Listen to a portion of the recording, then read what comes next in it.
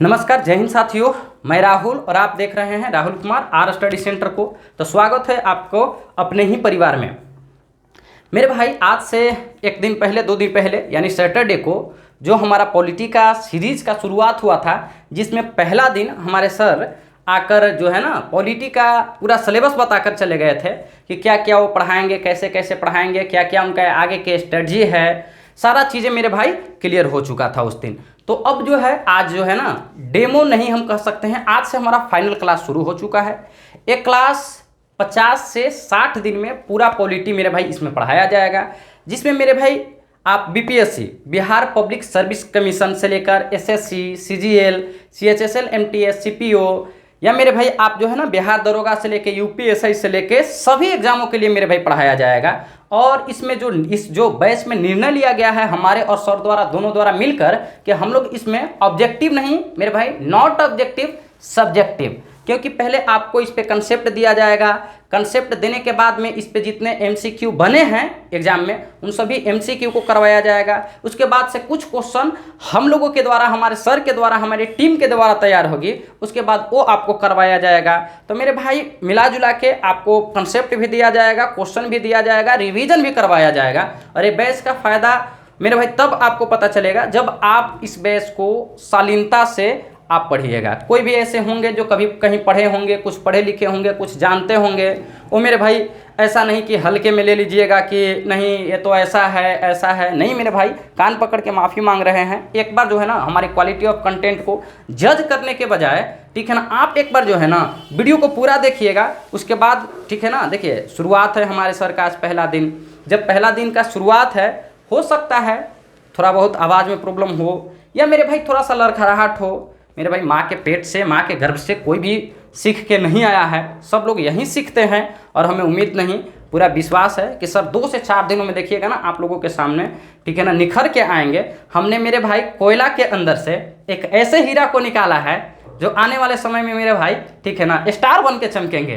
तो स्वागत है सर, ठीक है ना। तो माइक जो है ना सर के हवाले है दोस्तों।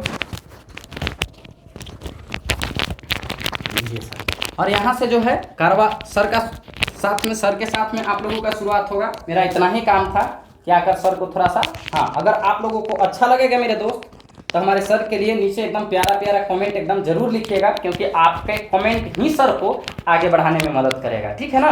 तो आइए सर, अब अपने मंच को संभालिए। जय हिंद दोस्तों। आज हम लोग पॉलिटी का संविधान चैप्टर स्टार्ट कर रहे हैं। तो आइए हम लोग संविधान के बारे में जानते हैं। संविधान का संधि विच्छेद होता है सम धन विधान, सम जोड़ विधान, यानी सम मीन्स क्या होता है, समान यानी इक्वल, विधान मीन्स कानून यानी कि लॉ। संविधान जिसके लिए, सबके लिए समान कानून बना उसी को क्या बोलते हैं, संविधान बोलते हैं। आइए हम लोग इस पर एक एग्जाम्पल लिए हुए हैं। जैसे इंटरनेट तो ऐसा नहीं है कि मान लीजिए मेरे लिए बना है आपके लिए नहीं बना है। इंटरनेट सभी के लिए बना है, ठीक है। कुछ स्थितियां में, जैसे मान लीजिए दंगे के समय इंटरनेट क्या किया जाता है कि छीन लिया जाता है। तो ऐसा तो नहीं है कि मेरे लिए छीन लिया जाएगा आपका चलेगा। मान लीजिए एक साथ रह रहे हैं, तो जैसे मान लीजिए कि 3 व्यक्ति को ले लिए XYZ। तो दंगा के समय क्या हुआ कि X का चलेगा, Y का चलेगा, Z का नहीं चलेगा। तो ऐसा नहीं होता है। जब सबके लिए समान कानून बनाया गया है तो सबका या तो चलेगा, नहीं तो सबके लिए इंटरनेट नहीं चलेगा, ठीक है। तो अभी हम लोग समझ गए क्या चीज़, संविधान के बारे में, ठीक है। आइए अब हम लोग समझते हैं संविधान की परिभाषा, ठीक है। संविधान की परिभाषा, नियम कानून का ऐसा संकलन जो किसी देश का शासन चलाने के लिए आवश्यक हो, उसे क्या कहते हैं, संविधान कहते हैं। संविधान किसे कहते हैं, नियम कानूनों का ऐसा संकलन जो किसी देश का शासन चलाने के लिए आवश्यक हो, उसे क्या कहते हैं, संविधान कहते हैं। आइए एक पॉइंट और है, राज्य व्यवस्था। संविधान को व्यवहार में लाने के लिए जो चीज़ प्रयोग करते हैं उसी को क्या बोलते हैं, राज्य व्यवस्था बोलते हैं। इसमें भी हम लोग एक एग्जाम्पल लिए हुए हैं, जैसे कि आर्टिकल 17 में क्या कहा गया है, अस्पृश्यता का अंत, यानी अस्पृश्यता का अंत यानी कि भेदभाव। मान लीजिए हम लोग 2 आदमी हैं, 2 आदमी गए, हम और भैया, मान लीजिए कि होटल में, होटल वाला पहले से हमको जान रहा था, तो पूरा अच्छा से एकदम पूरा बर व्यवहार बढ़िया से मतलब खाना पीना जो भी है लाया, लेकिन उनको उसी जगह पे मतलब कि छुआछूत जैसा मतलब कि व्यवहार करके मतलब थोड़ा सा उनको मतलब खाना खराब दिया। तो वहाँ पे क्या हुआ, भेदभाव हुआ। तो उसी को हटाने के लिए राज व्यवस्था मतलब राज व्यवस्था लागू किया गया है। उसी में एक कानून बना है, नागरिक अधिनियम संरक्षण अधिनियम 1955। उसी को मतलब हनन को रोकने के लिए क्या चीज़ किया गया है, नागरिक अधिकार संरक्षण अधिनियम 1955। उसमें क्या होगा कि मान लीजिए कि कोर्ट में जाएंगे, मान लीजिए थाना में जाकर और केस करेंगे, तो थाना क्या करेगा, कोर्ट क्या करेगा, कोर्ट क्या करेगा, दंड देगा। दंड के रूप में क्या देगा, तो 1 महीना या 6 महीना का सज़ा देगा, अन्य नहीं तो पैसा के रूप में मिनिमम 100 रुपया और मैक्सिमम 500 रुपया तक का सज़ा देगा। आइए हम लोग जानते हैं राज्य व्यवस्था को चलाने के लिए कुछ पॉइंट है उसके बारे में। राज्य व्यवस्था को चलाने के लिए पहला पॉइंट है संसद। संसद क्या करती है, लॉ मेकिंग का काम करती है, ठीक है। उसी को लागू करने का काम कौन करता है, तो कोर्ट करता है। इसके बाद तीसरा पॉइंट है गैर संवैधानिक संस्थाएं। तो आइए हम लोग पहले संस्था के बारे में जान लेते हैं। संस्थाएं कितने प्रकार की होती हैं, तो 3 प्रकार की होती हैं, जिसमें पहला है संवैधानिक संस्थाएं। आइए हम लोग पहले संवैधानिक संस्था के बारे में जान लेते हैं। जिनका जिक्र संविधान में हो उसे क्या बोलते हैं, संवैधानिक संस्था बोलते हैं। यानी जिनका जिक्र संविधान में होगा उन्हीं को क्या बोलते हैं, संवैधानिक संस्था बोलते हैं। एग्जाम्पल में लिए हम लोग वित्त आयोग। वित्त आयोग जिनका इसका जिक्र आर्टिकल 280 में किया गया है। किस में किया गया है, वित्त आयोग का जिक्र आर्टिकल 280 में किया गया है। फिर है निर्वाचन आयोग। निर्वाचन आयोग का जिक्र आर्टिकल 324 में किया गया है। अब आते हैं दूसरी संस्था के बारे में जानते हैं। असंवैधानिक संस्थाएं, जो संविधान का उल्लंघन करती है उसे क्या बोलते हैं, असंवैधानिक संस्थाएं बोलती हैं। जो संस्था संविधान का उल्लंघन करती है उसी को क्या बोलते हैं, असंवैधानिक संस्था बोलते हैं। एग्जाम्पल के तौर पर आतंकवादी संगठन। आतंकवादी संगठन में जैसे माओवादी संगठन है, इसका उत्पत्ति कहाँ पे हुआ है, तो चीन में हुआ है। माओवादी जिहाद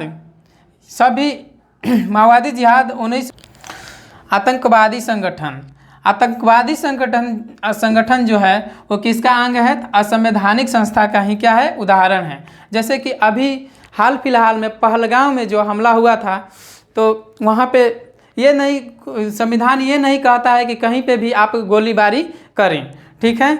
इसके बाद ये जो एग्जाम्पल है वो असंवैधानिक संस्था का है, ठीक है। माओवादी संगठन जो है वो चीन में ही क्या हुआ, चीन में ही इसकी उत्पत्ति और उत्थान हुआ, ठीक है। माओवादी संगठन